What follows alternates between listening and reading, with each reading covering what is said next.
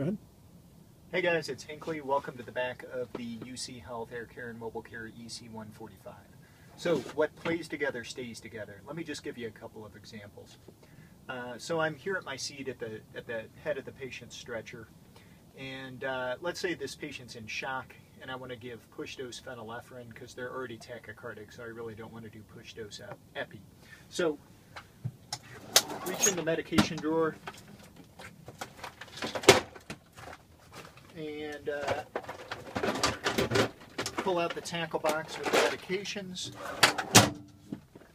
Phenylephrine's right here, but I know that if I want to use push dose phenylephrine, I got to dilute it with a 100 cc bag of normal saline. So how am I going to do that? I don't have that in the tackle box. I've got it right here in this bag of medications that exists in the same drawer with the phenylephrine. So we're good to go there. Piece of cake. Another example. Let's say I'm taking care of a non-intubated patient, and all of a sudden they are not ventilating adequately, nor are they oxygenating adequately, and I've got to bag them. So we reach right in to this drawer with our bag mask ventilator, but their stats still are not coming up. I want to bag them with a PEEP valve.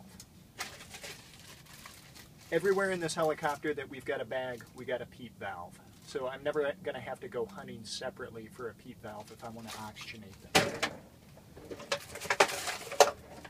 Let's say this same patient needs suctioned. All of a sudden they've got a mouthful of chunky spaghetti.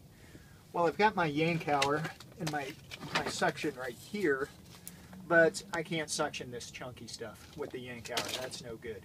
What I can do is, sitting in my seat, I can reach right back behind me to our portable suction device, and then I pull out the super sucker,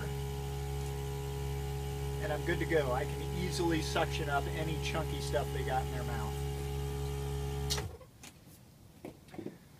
Let's say we need to do RSI. We know that as a part of our RSI checklist, we need to do apneic oxygenation. But too often, I think we've got our RSI supplies and equipment stored separately from nasal cannula. In our case, however, we reach in our jump bag, go for the DL kit, open it up, right here, nasal cannula. Put there specifically so we can do always apneic oxygenation. And of course, everything else that we would need for intubation is right here in the same location in the bag. We've got our rescue airways, our Kings, we've got our bag, we've got our pediatric DL kit, we've got all our RSI meds, we've got our bougie, we've got our rescue devices including video laryngoscopy. So what plays together stays together. Let's say we got a patient that needs an IO. IO's right here with it. We also have the lidocaine that we will need, which should be, if the patient has any functioning neurons, the first thing to hit their medullary space. We got our 10 cc saline flush right here, because no flush equals no flow. And of course we've got all our easy IO needles and our stabilizing device right here in the same location. Let's say we're on scene and we've got a trauma patient who's in shock, and it's not clear at this point what the source of the shock is. In that case, we're going to want to bind their pelvis. We're going to want to stabilize a possible open book pelvic fracture that may be hemorrhaging.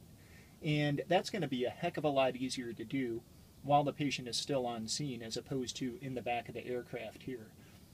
However, the T-pod device is a little bit too big to fit in the jump bag, but we always want to have it with us when we're outside of the helicopter in case we need it. The way we solve that problem is this.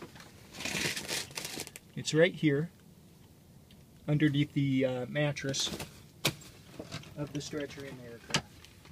So again, hundreds of hours of thought have gone into exactly where things go in this aircraft so that what plays together can stay together.